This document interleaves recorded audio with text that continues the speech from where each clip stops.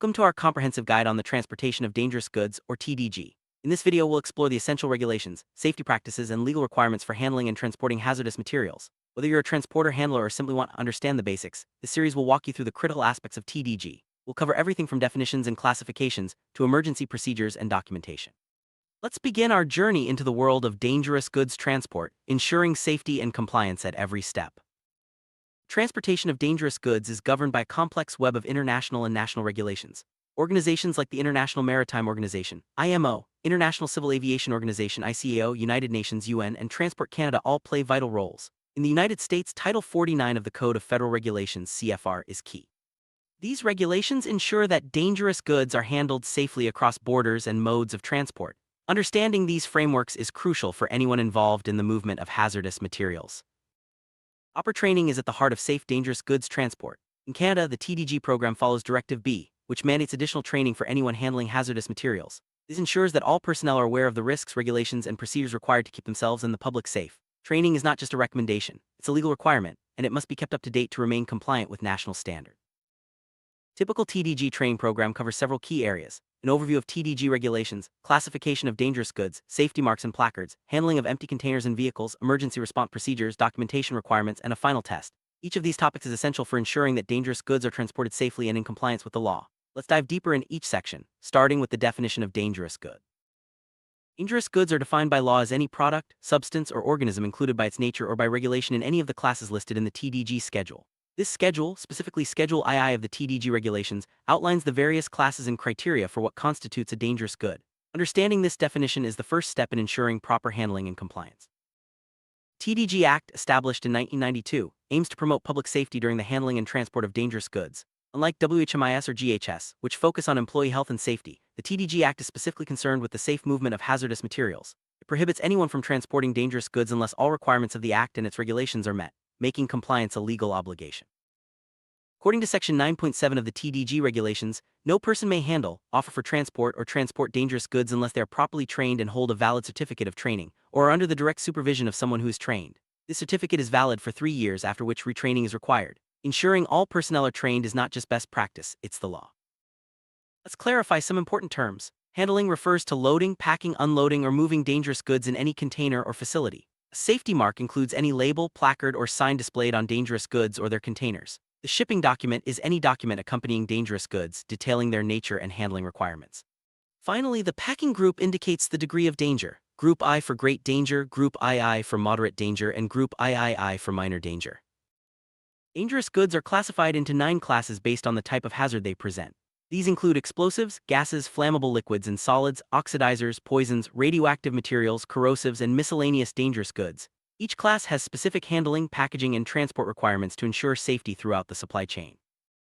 Classification process begins by determining if a material is exempt under Part II, Section 2.3 of the TDG regulations. If it's not exempt, refer to Schedule II to determine its classification. List I covers explosives, while List II includes over 3,000 other dangerous goods.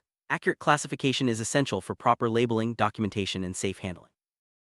Transporting dangerous goods often requires commercial insurance, proper licensing, visible signage, and appropriate safety gear such as PPE, spill kits, fire extinguishers, and first aid kits. Documentation, employer records, travel plans, and emergency plans are also essential.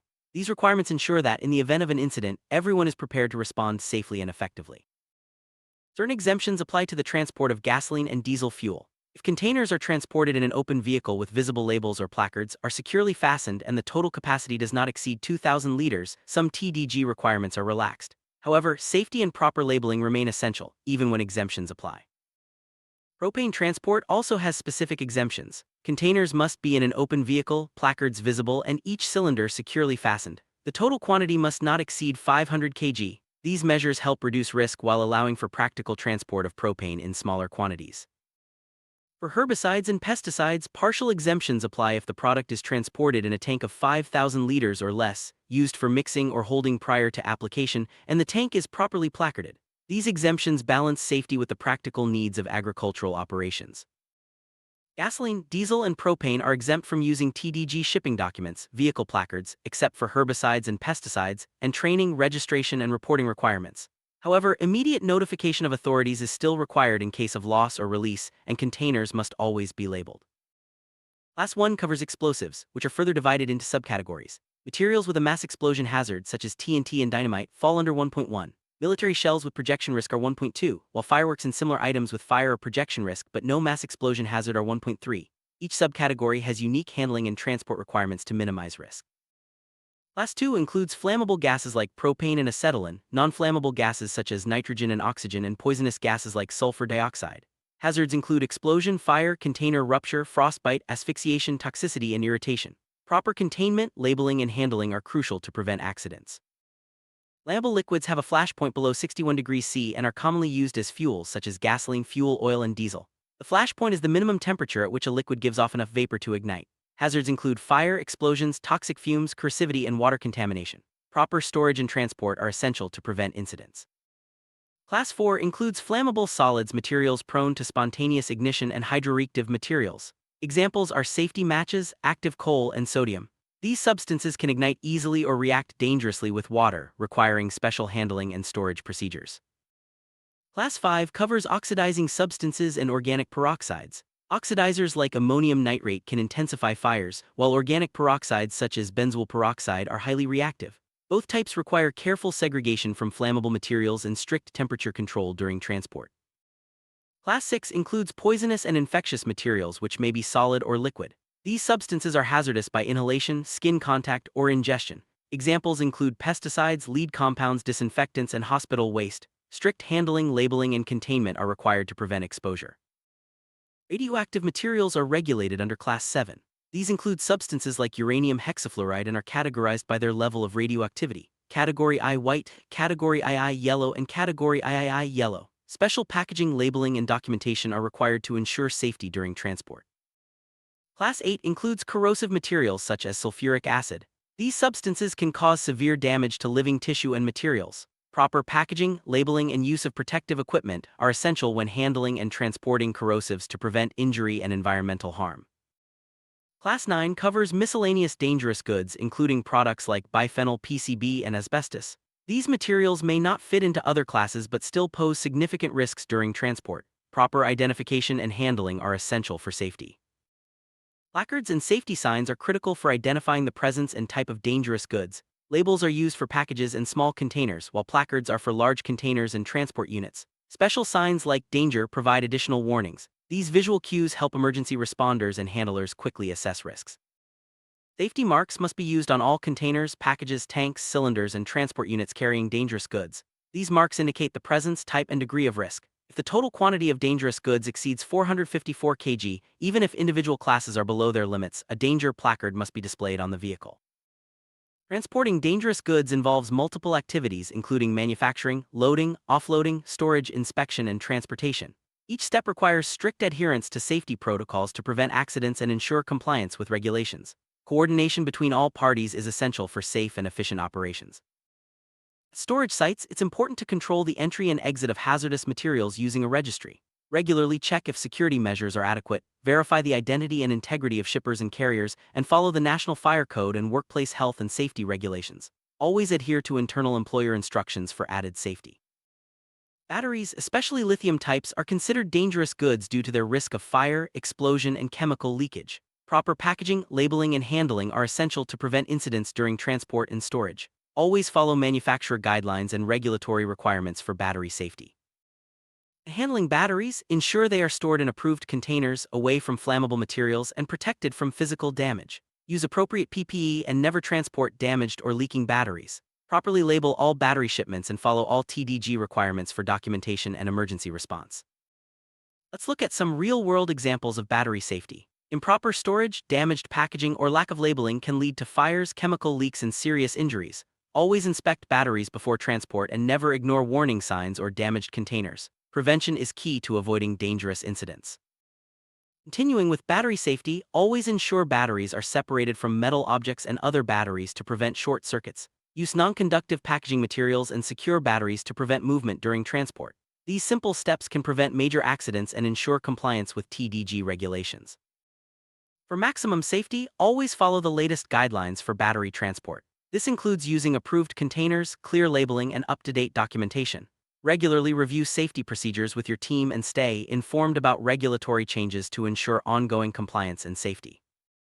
Let's examine a case study where improper battery storage led to a fire. The batteries were stored in a non-approved container, lacked proper labeling, and were exposed to heat sources. This incident highlights the importance of following all safety protocols and regulatory requirements for battery transport and storage.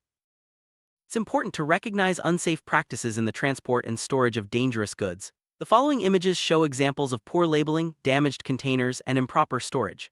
Identifying and correcting these issues is essential for preventing accidents and ensuring compliance with TDG regulations. Continuing with safety issues, always check for clear labeling, intact packaging, and secure storage. Any sign of damage, leakage, or missing information should be addressed immediately. Regular inspections and adherence to protocols are key to maintaining a safe environment. Unsafe practices can include overfilled containers, improper stacking, or missing placards. Each of these issues increases the risk of accidents and regulatory violations. Always follow best practices for storage, labeling, and documentation to minimize risk. When safety hazards are identified, immediate corrective action is required. This may involve relabeling, repackaging, or removing damaged goods from service. Regular training and safety audits help ensure that all staff are prepared to address issues as they arise. Both the sender and carrier must keep copies of dangerous goods transport documents and related information for at least 2 years. This includes electronic records, which must be reproducible in print. Proper record keeping ensures traceability and compliance with legal requirements. Labels must include the supplier's name, address, and phone number, the nominal amount contained, product identification, and any necessary danger warnings or pictograms. Accurate labeling is essential for safe handling and emergency response.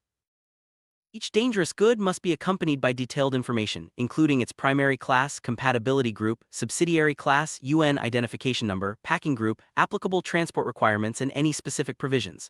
This information is vital for safe handling and regulatory compliance. Small containers have a capacity of 450 liters or less and include cylinders, jerrycans, and bottles. Large containers exceed 450 liters and may be highway tankers or bulk containers. Each type has specific requirements for construction, labeling, and transport to ensure safety. Large containers for bulk transport must be manufactured according to the CGSB 43.146 standard, with capacities greater than 450 liters but less than 3,000 liters. These standards ensure containers are robust enough to safely carry dangerous goods over long distances. Signage for dangerous goods must be visible from outside the vehicle. Plates and signs display the UN number, danger codes, and principal hazards. The danger plate is used in certain situations to identify hazardous shipments. Proper signage is essential for emergency responders and regulatory compliance. In case of a spill, release, or fire involving dangerous goods, immediate notification is required. Contact local police, your employer, the vehicle owner, and the consignor. All fires and explosions must be reported, and a writ report must be submitted to Transport Canada within 30 days. CANUTEC provides 24/7 emergency advice and support for dangerous goods incidents.